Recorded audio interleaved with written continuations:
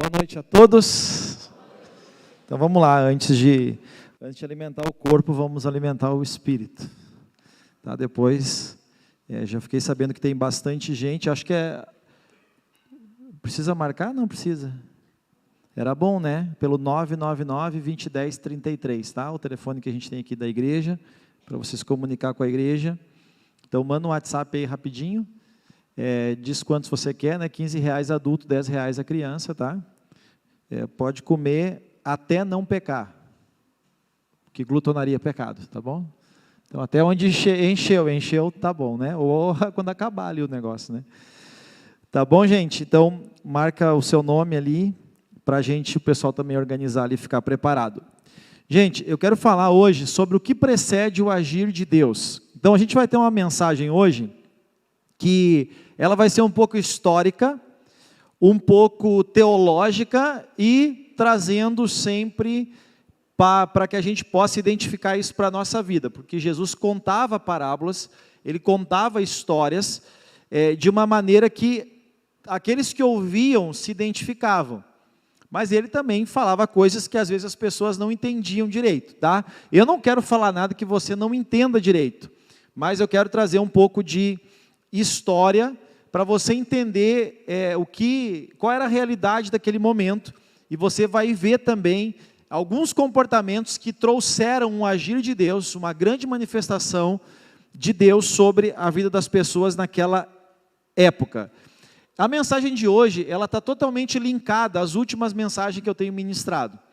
Algumas pessoas se incomodaram, algumas pessoas se incomodaram muito, algumas pessoas até saíram falando, outras, a mensagem foi longe, pessoas que nem participaram de nenhuma das reuniões aqui saíram falando, o que a igreja lá está falando, com respeito ao mês do orgulho, porque o orgulho do LGBTQIA+, e não sei o quê, ter orgulho disso é você se orgulhar do pecado, e se tem uma coisa que a Bíblia diz que Deus condena, ou que nos afasta de Deus, primeiro o orgulho. E a outra coisa que nos afasta de Deus é pecado. Preste atenção nisso aqui, não importa o que o mundo diga.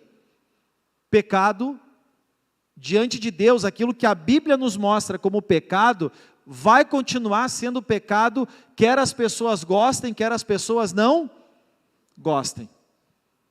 Quer as pessoas aceitem, quer as pessoas não aceitem.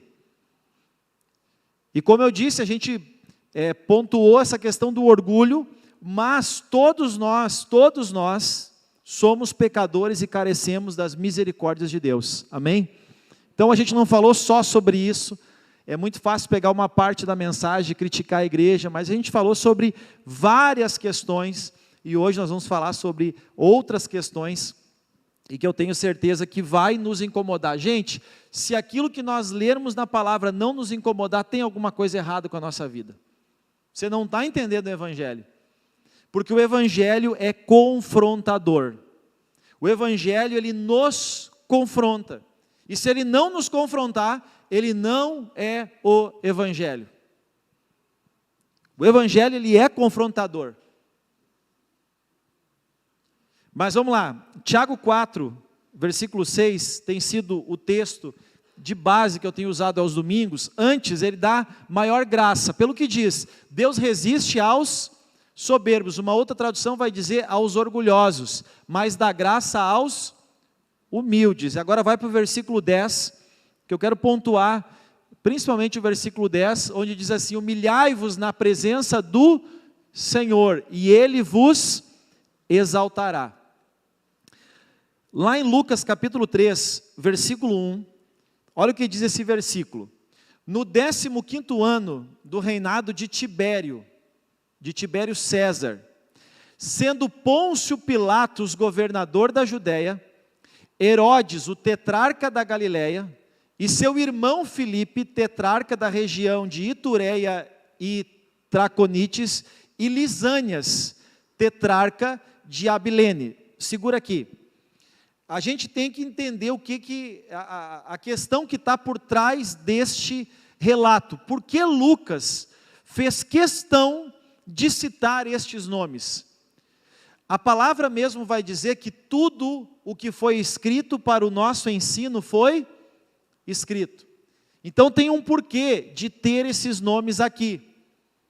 João Batista, ele foi o que teologicamente se fala, a dobradiça entre o Novo Testamento e o Antigo Testamento.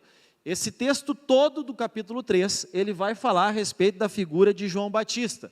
João Batista, ele foi o mediador entre o livro de Abacuque, o último livro do Velho Testamento, e o livro de Mateus, o primeiro livro do Novo Testamento. Então, João, ele nasce nesse contexto entre os profetas e o nascimento e a vinda de Jesus. E aqui, para nós entendermos, e agora vem a parte histórica, tudo aqui que eu vou falar agora está na história. Tibério César, que está escrito aqui no 15º ano do reinado de Tibério César, tá? Tibério César, ele foi o imperador romano. E eu vou mostrar na história como que vai chegar, como que o Império Romano, ele vai governar o povo de Israel. Por quê? De que forma? Como isso veio acontecer na história? Porque quem governa o Império, aliás, a nação de Israel no tempo de Jesus era o Império Romano. Quem crucificou Jesus foram os romanos, a pedido dos judeus. Mas, por exemplo, os judeus não podiam crucificar Jesus. E aí, na festa da Páscoa, tem aquele momento que eles podem escolher entre um bandido, que era Barrabás, e Jesus. E quem o povo escolhe? Na verdade, é quem eles escolhem soltar. E o povo grita o quê?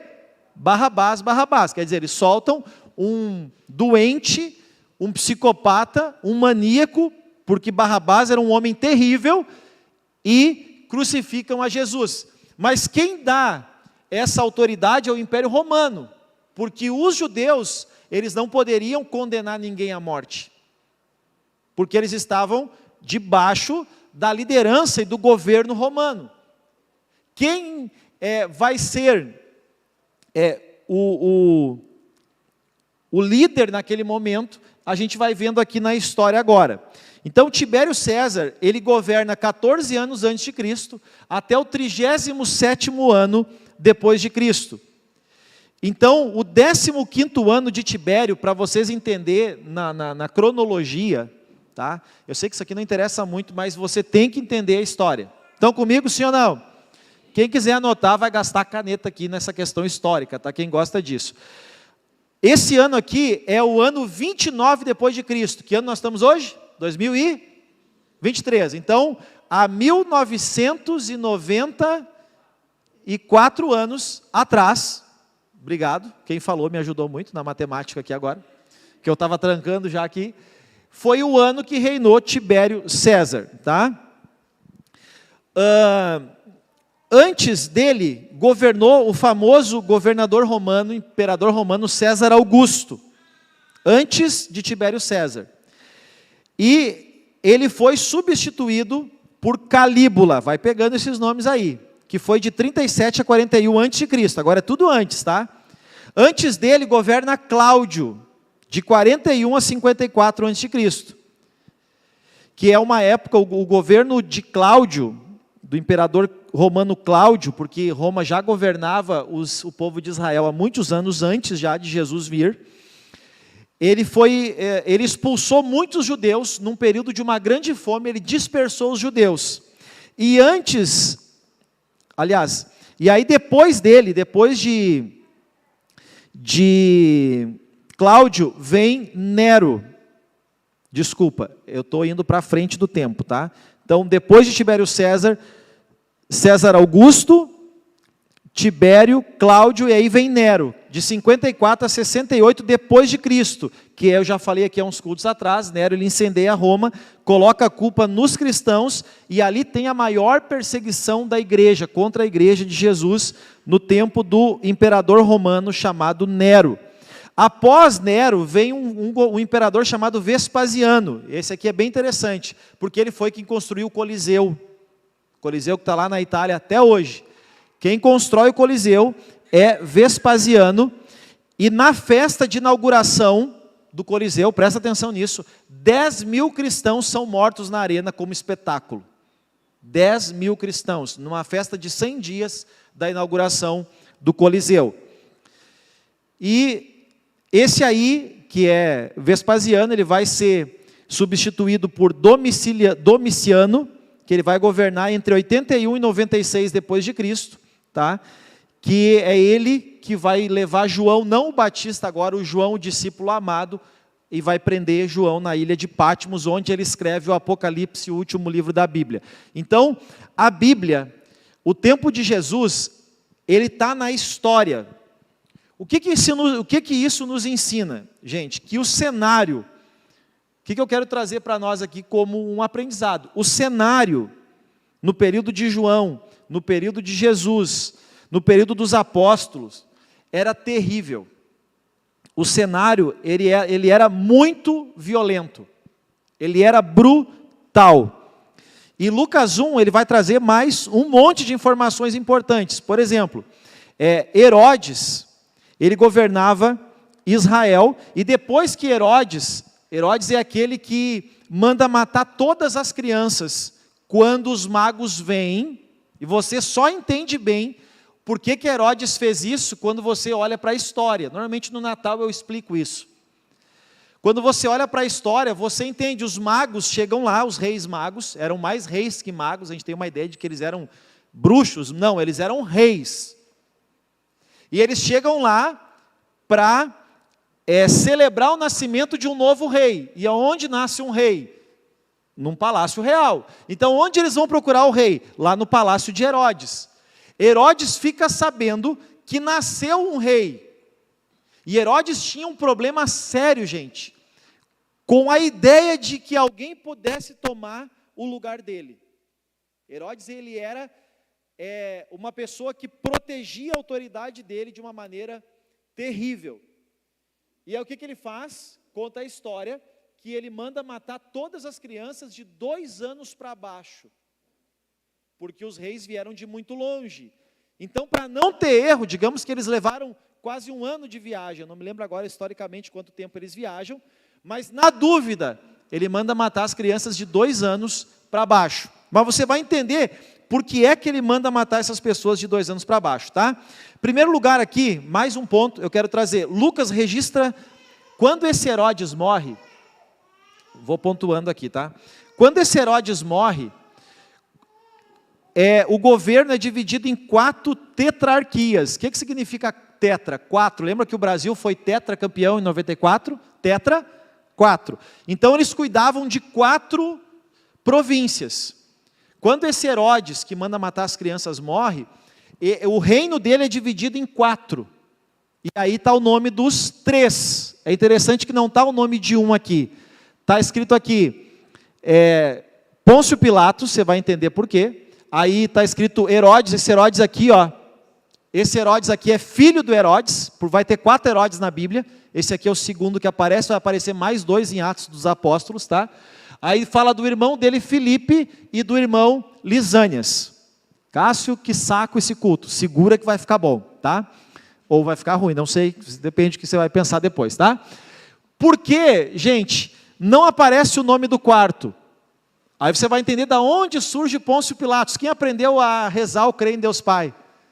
Crê em Deus Pai Todo-Poderoso, Criador do céu e da terra, e em Jesus Cristo, seu único Filho, nosso Senhor, que e padeceu sobre Pôncio Pilatos. Quem aprendeu o crê em Pai Nosso na Igreja Católica sabe. Lê esse nome. Por que Pôncio Pilatos, ele está aqui no livro de Lucas, e por que não está Arquelau? Porque Arquelau, ele era uma pessoa, ele era um homem, que ele era um problema para o governo, e ele era extremamente sanguinário. Então o povo foi em Roma e disse, pelo amor de Deus, tira esse cara de lá. E o imperador romano, com receio de que Arquelau pudesse fazer alguma coisa para derrubar o Império Romano, porque quando você olha a história, você vai ver que líderes vão se levantando, impérios vão caindo, impérios novos vão se levantando.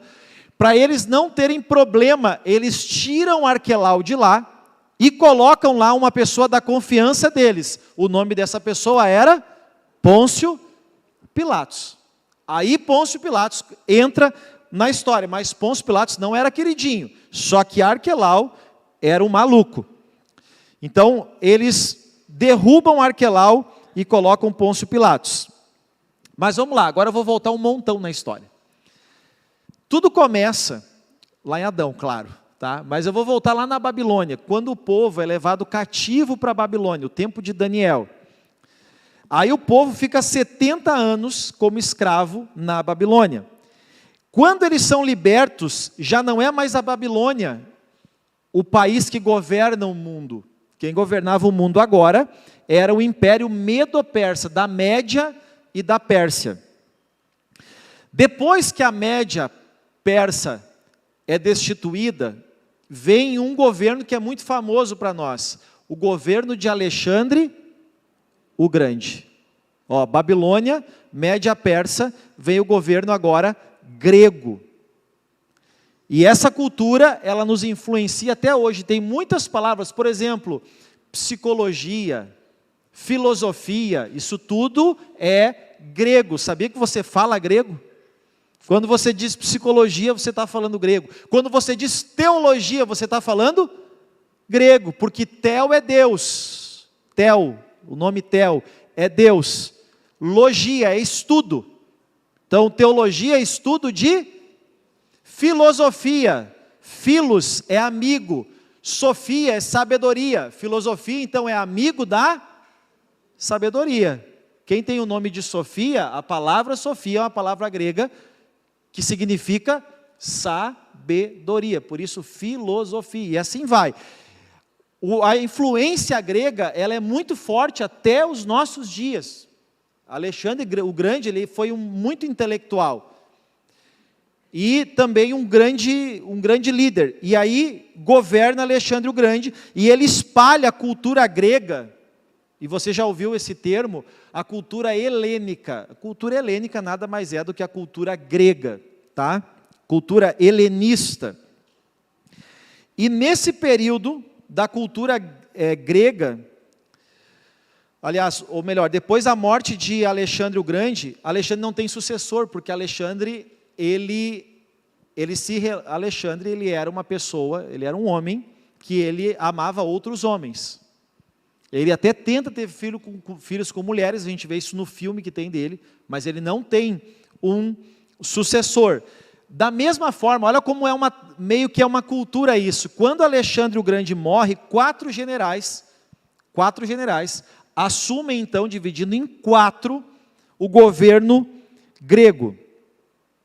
E nesse momento, gente, e após o governo grego, então vem o governo muito forte, um governo militar romano. Aí é onde Roma se estabelece, o Império Romano, ele se estabelece. Vocês estão comigo, gente? Então vamos lá, Babilônia, depois Média Persa, depois vem o governo grego de Alexandre o Grande, e aí depois vem o Império Romano. A gente está agora nos tempos de Jesus. Nesse período, gente, do governo, até que o governo romano se estabeleça, porque quando divide nos 4 generais de Alexandre, o governo grego ele enfraquece, porque dividiu, enfraqueceu. E aí tem várias histórias, eu peguei uma bem interessante, porque nesse momento a pressão sobre Israel diminui, devido às mudanças de poder, e aí tem um governador chamado Antíoco Epifânio. Ele é um governador da Síria, e ele faz uma coisa que é muito conhecida na teologia.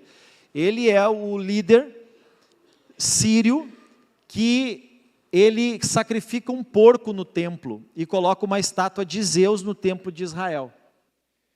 E isso gera uma revolta no povo muito grande, porque para o judeu o porco é um animal imundo. Para nós está tudo certo, pode comer, viu? Está tudo certo. Mas para eles é um animal imundo, eles não comem carne de porco. E aí uma família, ela se levanta e ela cria uma guerra. Eu não peguei o nome da guerra, e eu não me lembro agora, mas é uma família bem conhecida. Quem tem Bíblia católica em casa, vai ter o livro dos Macabeus, se não me engano é 1ª e 2ª Macabeus. Esses livros não estão na Bíblia na nossa Bíblia, tá? Mas tem na Bíblia católica. Essa foi uma família muito importante na história. Por que eles não estão na Bíblia? Daí é um assunto longo, tá? Mas é porque eles não fazem parte do cânon bíblico. Eles são acrescentados depois pela própria Igreja Católica. Então, muitos entendem que esses livros não têm inspiração divina, ok? Mas não vou entrar nesses méritos. Tá chato, né, gente? Mas eu li tanto isso aqui para dizer para vocês que vocês vão ter que escutar. Tá bom? Eu fui lá ver data e ver isso, e ver aquilo, e ver aquele outro, tá? Daí vamos lá, em 63 a.C., que ano? 63 o quê? Anticristo. Pompeu, um líder político romano, ele conquista Israel. Ele também era um líder de guerra. Ele conquista Israel, que a partir daquele momento começa a fazer parte do Império Romano. Agora vamos lá. Pompeu, ele conquista Israel e ele coloca Antíqua como governador de Israel. Agora ele era um governador romano em Israel. Quando Antíqua morre, agora nós chegamos no texto lá, deixa o texto lá, Vanessa. Agora a gente chega em Herodes. Quando Antíqua morre, Herodes era filho dele. Então, olha só, trouxe a história para vocês. Chegamos em Herodes. Ele assume esse governo. Herodes foi uma pessoa muito importante para Israel, em alguns aspectos. Por quê? Porque ele restaurou o templo, e dizem que no templo de Herodes, se assemelhou à glória do templo de Salomão. Porque ele embelezou o templo, ele tornou o templo muito belo. Herodes, ele construiu o porto de Cesareia. Foi onde Israel ele entrou no mapa comercial da época. Se você olhar os filmes épicos, vocês vão ver que uma cidade que tem um porto comercial é uma cidade próspera. Ele fez Israel prosperar. Então ele abriu o comércio para o mundo de Israel através desse porto de Cesareia.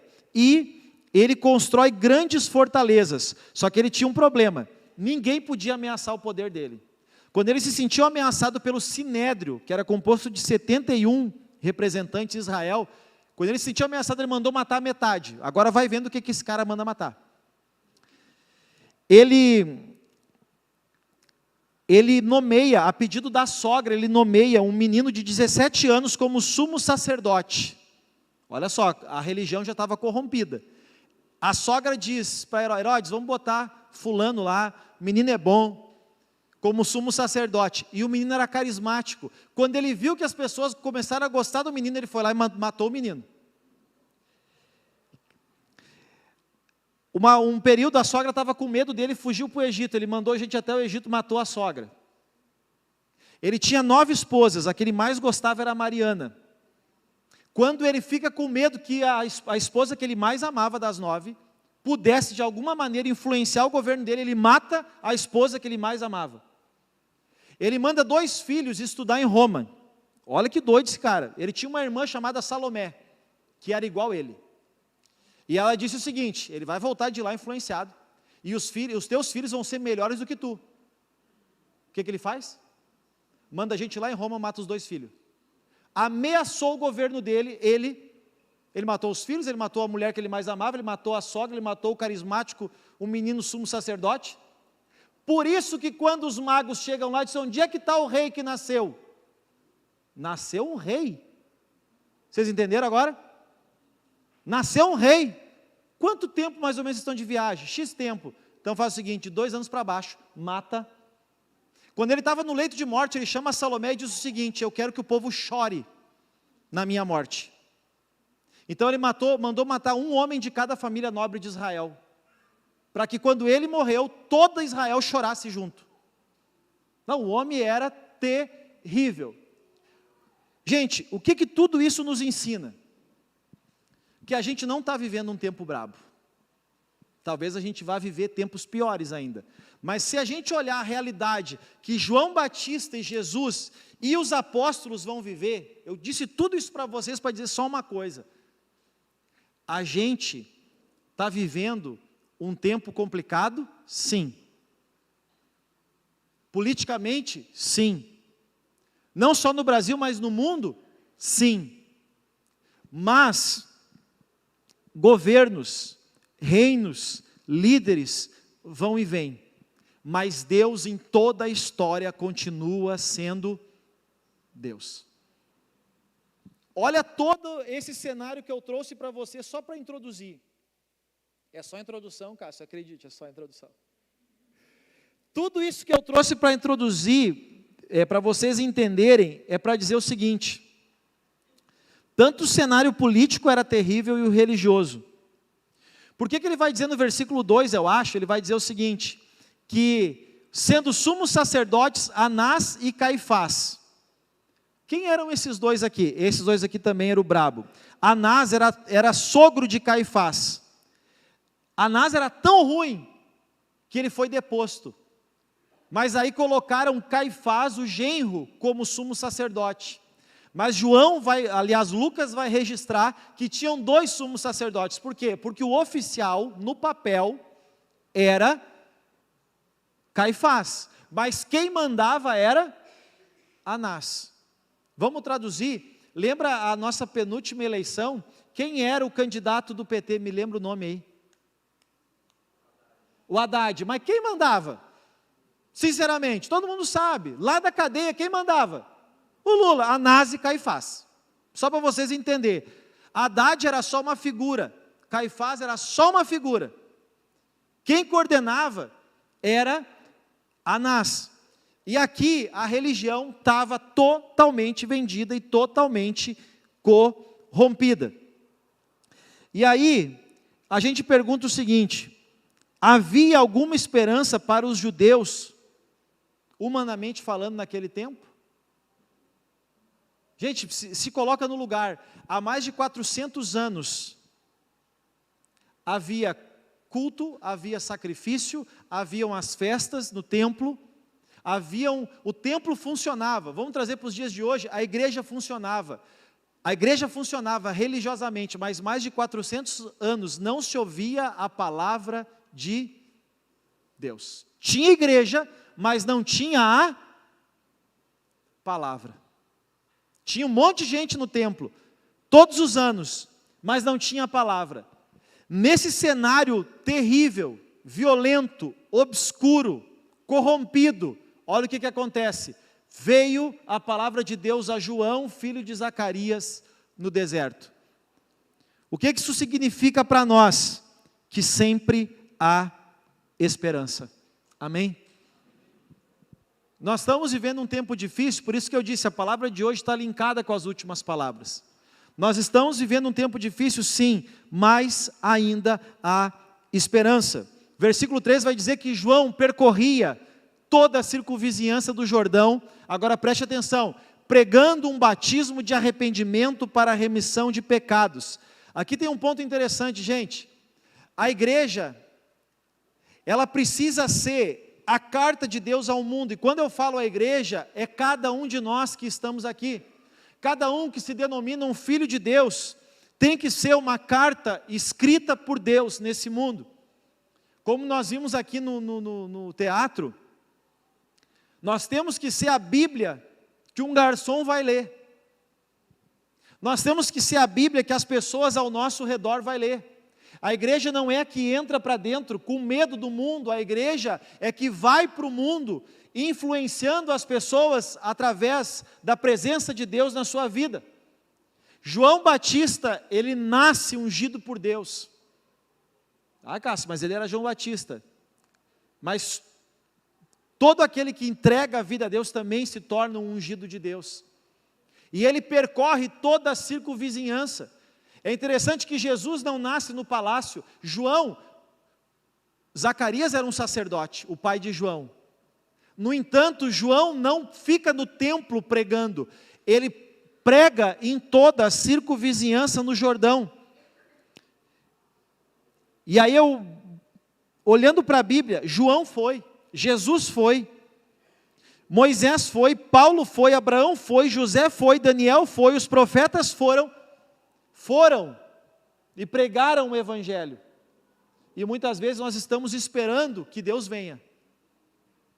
Vocês estão entendendo? Nós estamos esperando que Deus venha, e Deus está esperando que a gente vá. que nós sejamos a carta da esperança ao mundo, e nós estamos esperando que Deus venha.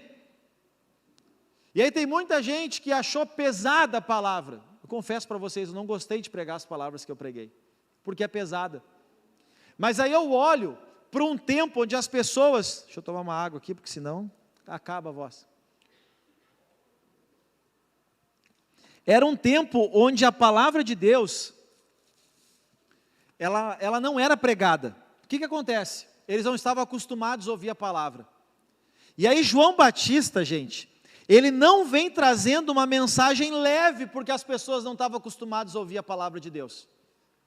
Ele não vem trazendo uma mensagem leve, ele vem pregando um evangelho de arrependimento para o quê? Remissão de pecados. E é interessante que em toda a história, lá no Éden, Deus vem e denuncia o quê? De Eva e de Adão. O que Deus vem cobrando deles? O que, gente? O pecado. Quando Deus derruba lá a Torre de Babel, está denunciando o que do ser humano? O pecado. Quando Deus decide recomeçar a história através de Noé, o que ele denuncia ali? O pecado.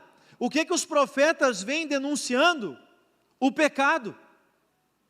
Gente, em toda a história, o que Jesus vem ensinando? Os princípios de Deus para uma vida alinhada à vontade de Deus. E essa vida alinhada diante de Deus, ela é uma vida que vai ser confrontada pelo seu pecado. Eu sou confrontado pelo meu pecado, você é confrontado pelo seu pecado. A gente está vivendo um momento que algumas pessoas estão chamando de hipergraça. O que é isso? Vem para Jesus como você está e fique como você quiser. A Bíblia fala de uma graça que nos alcança e nos transforma. De uma graça que nos alcança e nos convence do pecado, da justiça e do juízo.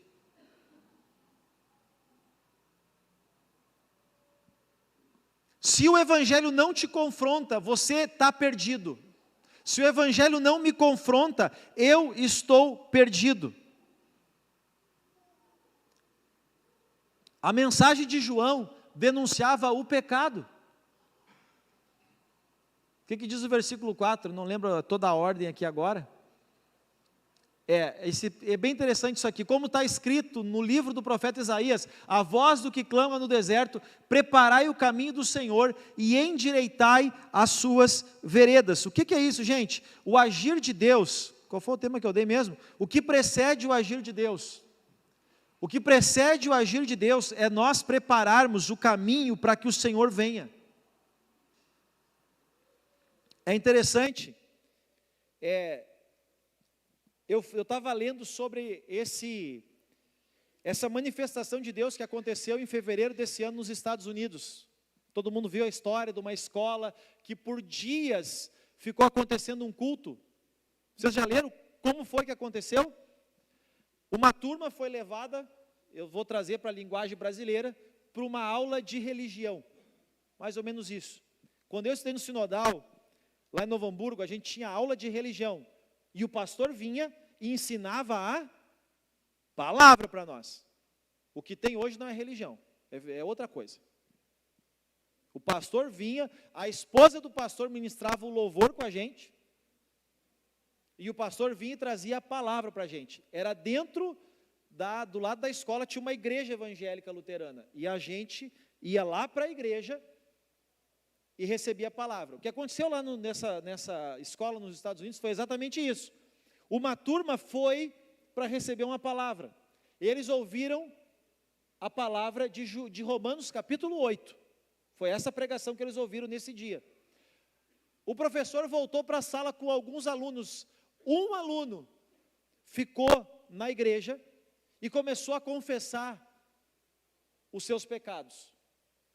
Outros 18 alunos, se eu não me engano, viram aquela manifestação e ficaram com ele. E também começaram a confessar os seus pecados. Quando o professor volta para a sala e vê que uma parte dos alunos não voltou, eles vão lá ver o que está acontecendo. E quando eles entram naquela capela, era uma capela, eles sentem a presença de Deus e eles começam a confessar os seus pecados. as outras turmas começam a vir, os professores começam a vir, os funcionários da escola começam a vir, e todos eles começam a confessar os seus. Esse relato é de pastores brasileiros, que eu estou trazendo aqui é um relato de pastores brasileiros que foram lá nos Estados Unidos, uma cidade pequena, interiorana, cheia de chácaras ao redor. O mundo inteiro, em fevereiro e março, olha para lá, por causa dessa presença de Deus, desse agir de Deus naquele lugar.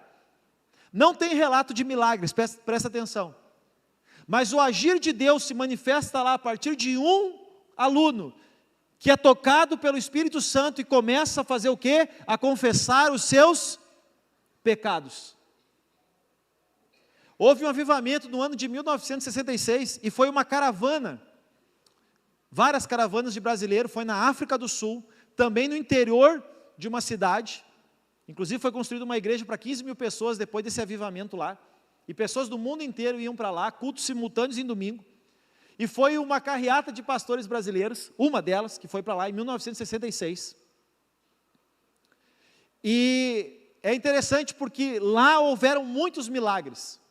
Inclusive, quando a comitiva brasileira chega, a regente do coral, que estava regendo o coral, o louvor, ela tinha ficado 17 horas morta. Ela está sendo velada no caixão e é ressuscitada.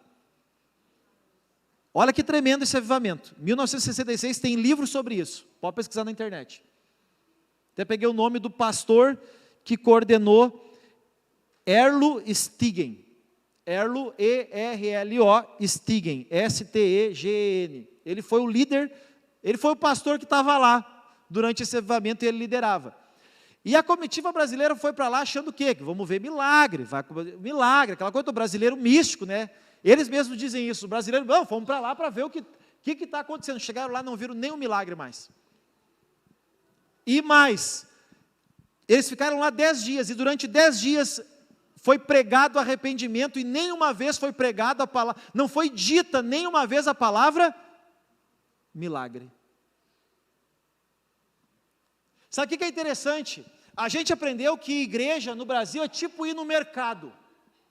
Ai, está faltando um negócio aqui. Eu preciso ir no mercado.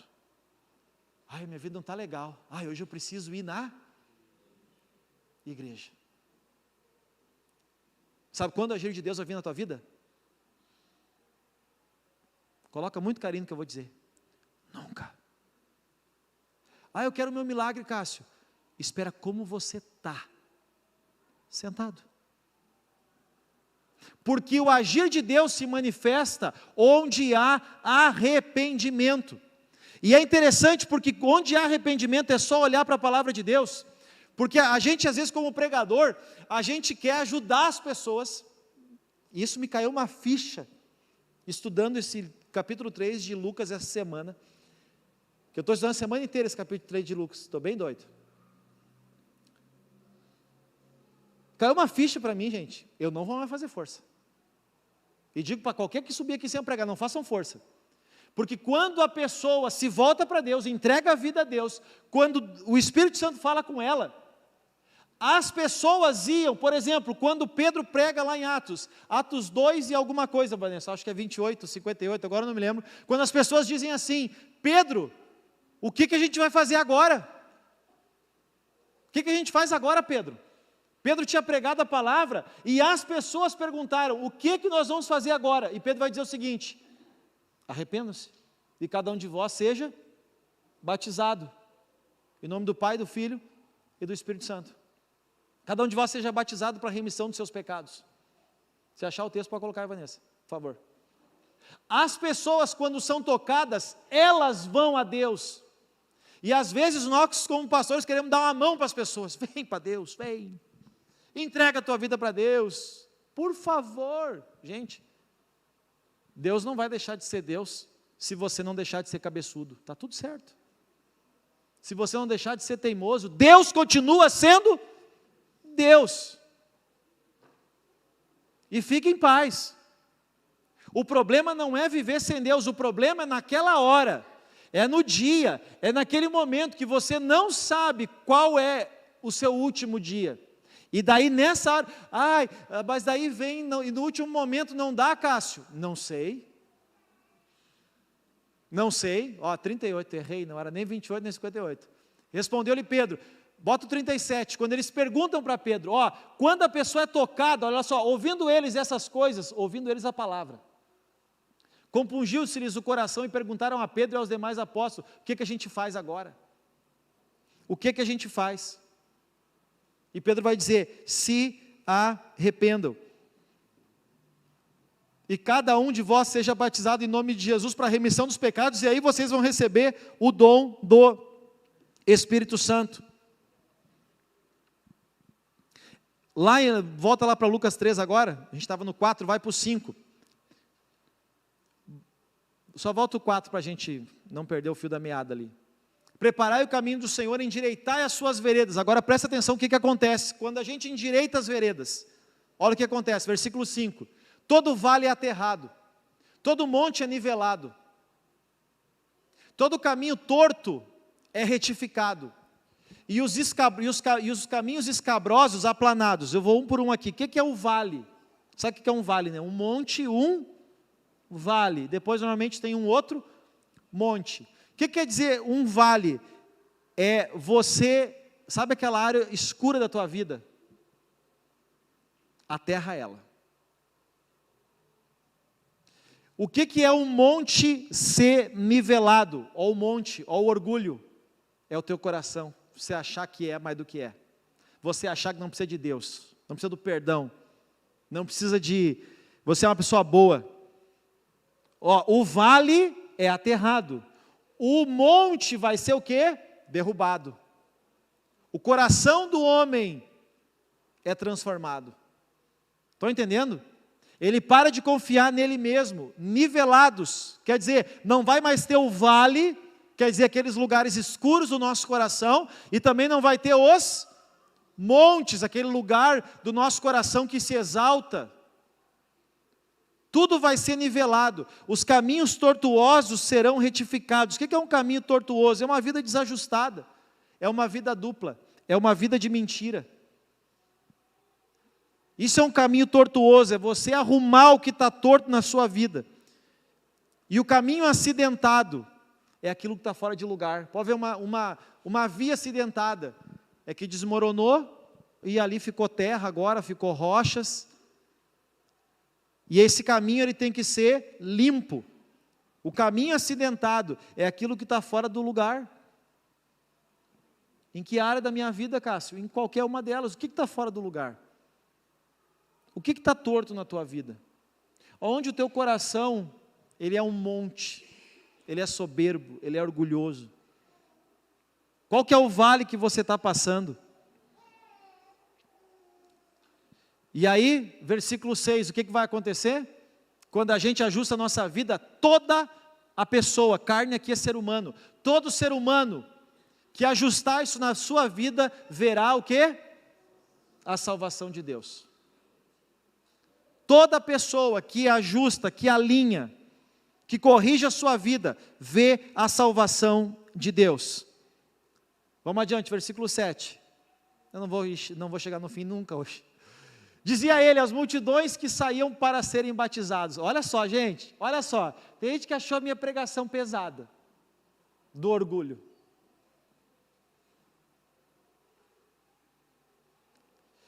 Os caras não ouviam a palavra de Deus fazia quantos anos mesmo? 400. E João não tinha que falar do amor de Deus. João não tinha que falar do quanto Deus nos ama. E João, João velho, raça de víboras, quem vos induziu a fugir da ira vindoura? Agora ele já vai justificar. Produzir frutos dignos de arrependimento. E olha só, e não comecem a dizer entre vocês, nós temos por pai Abraão. E aí João vai dizer, porque se Deus quiser, ele, dessas pedras aqui faz filho de Abraão. Sabe o que ele estava dizendo? Vamos lá, vamos pegar, eu sou batista, eu sou batistão. Tem gente que acha lindo ser batistão. Outros não, eu sou cristão. Alguns falam para mim, não, sabe o que é? Eu estou vindo aí agora, mas assim, eu sou cristão desde berço. Tá aí. Eu ouço isso, sabe qual é a minha vontade de dizer? Sinceramente, tá aí eu com isso.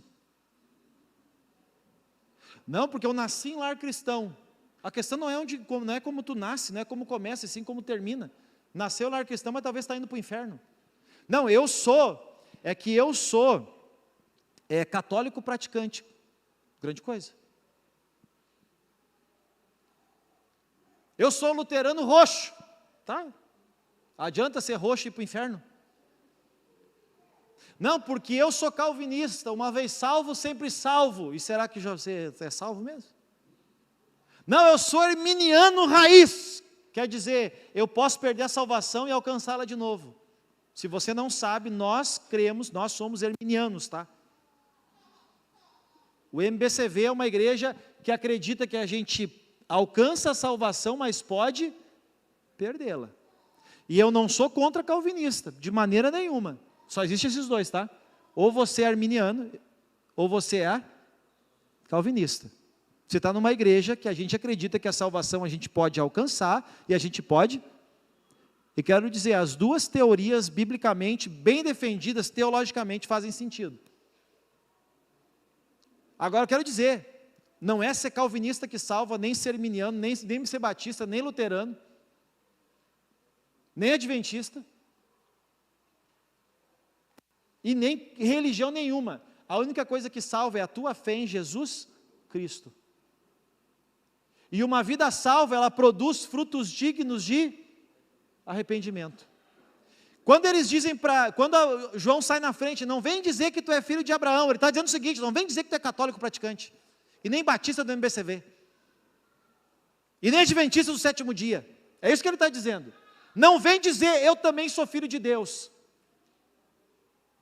Não vem dizer, eu creio em Deus, porque a Bíblia diz que até os demônios creem em Deus, mas não obedecem.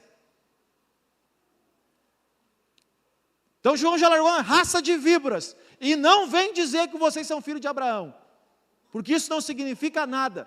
Não adianta ter o sangue de Abraão nas veias, porque eles tinham isso, mas eles não tinham a fé e a obediência de Abraão no coração.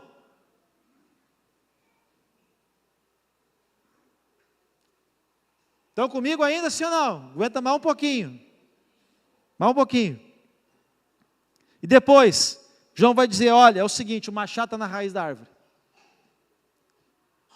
E toda árvore, pois, que não produzir bom fruto, ela vai ser cortada no fogo. Então, para com essa história de hipergraça. Porque quem não produziu bom fruto, não vai alcançar a salvação, e não vai viver o agir de Deus. O que João está dizendo? Que não adianta falar de Deus da boca para fora, se o seu coração não é fiel a Deus. A questão não é o que a pessoa fala, a questão é a prática dela diante do Evangelho. E aí, gente, as pessoas começam a ouvir isso e começam a ficar assustadas. E aí vem os soldados e dizem o seguinte, deixa eu ver se é o soldado primeiro. E as multidões, primeiro as multidões, o interrogavam dizendo, tá, e o que a gente faz? Olha que interessante, quando Deus toca o coração, preste atenção, a pessoa vem e pergunta, o que é que eu? Não é o pastor dizendo, vai lá, entrega a tua vida para Deus. Não, quem é tocado pelo Espírito Santo diz, o que é que eu faço agora? O que eu tenho que fazer agora? E é aqui Jesus vai ensinar um princípio tremendo do Evangelho.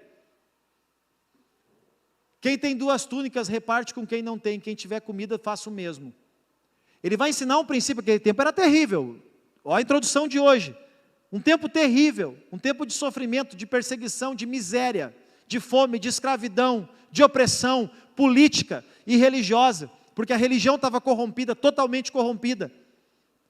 E João vai dizer, isso aqui, gente, é uma das maiores expressões de um cristão, generosidade. Ele não é pão duro, ele não é suvina, é suvina que fala? Suvino, né? Mão de vaca. Ele tem um coração generoso. O que é que, multidões perguntaram para João, João, o que é que a gente faz? E João diz, aprendam a ser generosos. E aí depois, rapaz, vem cada chinelada aqui. E aí foram os publicanos, para serem batizados. E antes de serem batizados, perguntaram, mestre, ok, nós vamos batizar, o troço está feio, a gente está perdido. O que é que a gente faz? Os publicanos agora. Você sabe o que é publicano? Eu vou explicar o publicano para vocês. O Império Romano botava lá os líderes e tinha que cobrar os impostos. Então eles nomeavam alguns judeus, que eram chamados de publicanos então, e eles diziam, olha, nós queremos tanto de imposto, o que vocês cobrar a mais, isso é o que os publicanos faziam. Então se tu era amigo, vamos dizer que era, sei lá, isso aqui é o imposto de renda, tá? Nosso, do Brasil, é o imposto do combustível, que eles vão lá e dizem, agora é tanto, não é assim, e muda em todos os postos e a gente tem que, é ou não é? É a mesma porcaria que nós vemos no Brasil hoje. O governo vai lá, lasca o imposto e os donos dos estabelecimentos vão lá e em cima disso põem o preço que eles querem. É assim, claro que o mercado acaba definindo o preço, nunca vai ser muito fora uma coisa da outra, mas é o que a gente vive. Vocês estão entendendo, hein, gente? O troço é muito normal, até hoje. Pode ver, agora vai mudar o imposto disso, agora vai mudar o imposto daquilo, que nem o Pix, agora daqui a pouco vão taxar o Pix. E a gente vai ter o que fazer? Sim, não fazer mais. Oi, Pix é uma coisa boa, né? É Pix para lá, é Pix para cá, é Pix para isso, é Pix para... Tudo é Pix hoje em dia. E se taxar o Pix, acabou com o Pix. Voltamos ao depósito, voltamos ao que era antes, mas vamos lá. E se alguém taxar lá de cima, a gente tem que fazer, gente, sim ou não? Não. Então os publicanos, eles eram o seguinte, quando era amigo deles, não, faz o seguinte, ó, paga só o romano aqui, ó. Entendeu? Estão entendendo, gente? Só o romano. Aí o mais distante, tá, vou te cobrar o romano e põe 10% para mim. Aí os que ele não gostava, é o imposto romano e mais 100% para mim. Aí João Batista vai dizer o seguinte para eles, sabia quem eles eram? Não cobreis mais do que o... Estão entendendo por que ele disse isso? Porque eles eram sem vergonha. E eles cobravam o que eles queriam em cima, conforme a cara da pessoa. Então eu vou cobrar tanto. Não gostei do toque, tu é colorado. Não, entendeu? Ah, tu é gremista desgraçado, então toma. Ah, tu é corintiano, os loucos, então toma aqui. Era assim que eles cobravam, era conforme eles achavam. E eles estão lá se arrependendo. E aí, o que ali era o mais forte deles. Tanto que já tinham um nome, os publicanos. O que a gente faz? Sejam justos. E para eles se batizar, eles sabiam que eles teriam que mudar. Estão entendendo, gente? Eles têm que ser generosos, eles têm que ser justos. E aí, gente, vem os soldados. Romanos agora. E os soldados também lhe perguntaram, tá todo mundo indo, né? Esse negócio é para mim, né? Vamos lá, eu também estou precisando, o que eu faço agora? Aí os soldados chegaram, na vez ele tá, vamos lá. E nós? Parem de maltratar as pessoas, eram ruins. Estão entendendo aqui o texto? Vocês parem de maltratar as pessoas. E parem de fazer acusações. Alguém pagava eles iam lá e diziam que o cara estava errado. Para de fazer acusação falsa. E se contente com aquilo que vocês já ganham. Contentai-vos com o vosso soldo, com aquilo que vocês já ganham, aquilo que vocês já têm. Eles usavam o poder deles para manipular, para colocar medo. E aí João diz, vocês vão ter que parar com isso aqui. Então o povo na expectativa, aí eles começam a pensar, esse homem só pode ser Jesus. Esse homem tem que ser Jesus, olha o que ele está fazendo, é uma revolução. Mas é uma revolução que aconteceu no coração das pessoas. Então o que acontece, gente? Vamos lá, os publicanos serem honestos. Cristão tem que ser... Cristão pode ser malandro, gente. Cristão não pode comprar e não pagar, gente. Desculpa, mas vamos lá. Cristão não pode comprar e não pagar. Está errado. Então não compra. Ou tenha o mínimo ao menos a integridade, devolver ao menos. Ah, mas eu já usei. Mas devolve pela sinceridade do teu coração. Mostra frutos dignos de arrependimento. Porque é isso que os publicanos faziam. Os soldados também se aproveitavam das pessoas. Então tem que corrigir, gente. Tem que corrigir. E lá no versículo 19 e 20, eu vou pular uns versículos aqui, porque senão eu vou, sei lá até que hora. E Herodes, que era o filho de Herodes, o ruim aquele, esse aqui é o filho, tá? O tetrarca, foi repreendido por causa de Herodias, mulher de seu irmão. O que acontece? Um dia, Herodes vai não me lembro agora qual é o, até ali, mas não anotei. Ele vai numa outra província, onde está um outro irmão dele. Eles tinham, o Herodes pai teve vários filhos. Ele vai lá e se apaixona por Herodias. E ele diz, olha, se tu for comigo para a Judéia, eu largo a minha mulher e fico contigo. E ele, toma a mulher do irmão dele, era longe do negócio. Ele toma a mulher e leva embora. Claro que todo mundo sabe, todo mundo sempre sabe os rolos, sim ou não, gente? É real. Até hoje é assim, sim ou não? Não tem crime perfeito. Então todo mundo sabe os rolos. E João Batista, gente, o bicho era um leão. E ele repreendia Herodes, a mulher que tu tem não é tua, sem vergonha.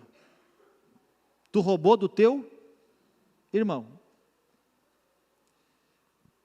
Então, João repreendia ele. Hoje, João era faca na bota. Eu não queria um João aqui, gente. Nós estávamos tudo morto aqui. Não tinha igreja, eu acho. O João Batista, nos dias de hoje, ou matava ele ou não tinha igreja. Vocês acham que eu pego pesado? Não, eu até mais ou menos. O pessoal acha que o apóstolo pega pesado com a política. Não, vocês não conheceram João Batista. Não. Raça de víboras. Tem outro texto, não, aí é Jesus que vai dizer, né? Vocês são que nem sepulcro caiado, bonito por fora, mas por dentro vocês são podre. Jesus não afrouxava, gente. Claro, quando a pessoa chegava arrependida, ele nem expunha, ele só dizia, vai e não peques. Deu. Agora, os que achavam que não precisavam, esses aí Jesus pegava forte. Por causa de Herodias, mulher de seu irmão, e por todas as maldades que o mesmo Herodes havia feito. E aí no versículo 20, e acrescentou ainda sobre todas a de lançar, de todo o mal que ele tinha, ele ainda vai pegar João e vai lançar no cárcere. E um dia a filha de Herodias, que eu me esqueci o nome dela agora, ela está dançando lá numa festa e tal, e Herodes já bêbado olha para ela e se encanta, com a enteada. E ele chama ela e diz, tu pode me pedir até metade do meu reino, se eu não me engano. O que tu pedir eu vou te dar. O que ela fez? Falar na mãe dela, bandida igual a mãe. Ô mãe, Herodes disse que eu posso pedir o que eu quiser. Herodias, cansada de ser insultada pelo João, o que ela pediu? Traz a cabeça do João numa bandeja. Foi o bolo da festa, não sei se você sabe. Herodes vai lá, manda matar, botar a cabeça de João num toco, corta a cabeça dele, traz uma bandeja e foi o bolo da festa. Imagina o que era essa festa. Vem a cabeça de João Batista. Por quê? Porque João Batista, ele era um homem de Deus que pregava o evangelho do arrependimento. O evangelho de que o que é pecado é errado, o que está errado vai continuar sendo errado, diga o mundo o que quiser. Defenda quem quiser, acredite na teologia que você quiser, o que é errado é errado. E deixa eu falar uma coisa para vocês aqui. O inferno, se você acredita em Deus, acredite no inferno, que é o destino final, para quem não produzir frutos dignos de arrependimento. Então, nosso papel como igreja é ensinar o evangelho, e o evangelho vai nos confrontar, e eu posso dizer para vocês, o evangelho me confronta, mas nós como igreja vamos continuar pregando o evangelho. E João, ele é uma inspiração, porque João preferia perder a cabeça do que perder a graça e a presença de Deus na vida dele. Ele não abriu mão daquilo que Deus colocou no coração dele. E um dia eu ouvi de um pastor, que ele diz o seguinte, que não importa as perseguições, as críticas e as tribulações, o céu indenizará todas as angústias que nós vivermos nessa terra em fidelidade a Deus. Amém? O céu vai indenizar. Isso aqui que eu encerro dizendo o seguinte, você conhece alguma pessoa que tem o nome Herodes? Você conhece alguma pessoa? Agora deixa eu fazer uma pergunta, quem aqui conhece algum João?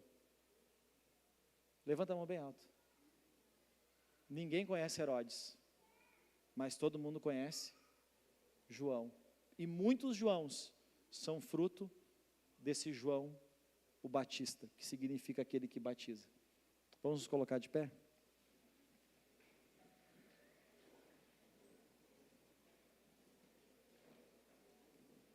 Gente, para o cristão não importa o que os outros pensam e nem o que os outros falam, mas importa o que Deus pensa e o que Deus fala de nós.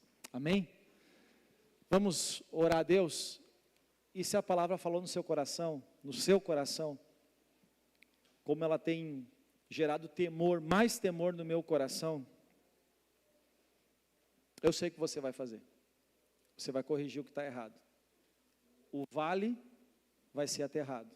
O monte vai ser nivelado. O caminho torto vai ser endireitado. E as ruas cheias de escombros serão limpas. É o que acontece no coração de quem recebe o Evangelho. Existe uma transformação de fora para dentro. Quando perguntam para João, tu não é o Cristo? Ele diz, não, eu batizo com água, quer dizer externo. Mas aquele que vem depois de mim é mais poderoso do que eu, e ele vos batizará com o Espírito Santo e com fogo, quer dizer, é um batismo de dentro para fora. Ele está falando de uma transformação no coração, ele está falando de uma transformação interior, que Jesus iria gerar. Ele diz, olha, o que eu gero do lado de fora, mas o que ele vem gerar é algo do lado de dentro. Quando a gente ouve e recebe o Evangelho, acontece em nós o seguinte, o que é que eu tenho que fazer agora? O que é que eu tenho que fazer agora?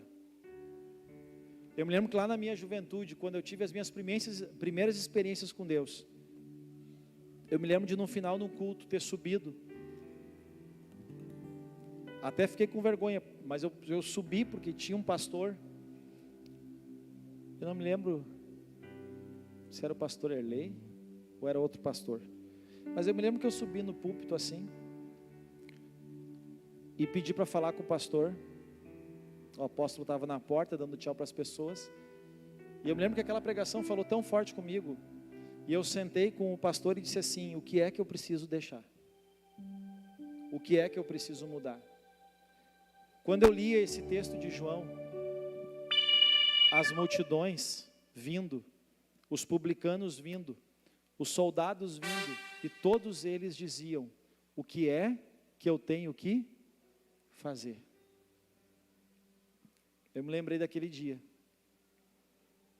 daquele meu dia, porque aquele foi o meu dia.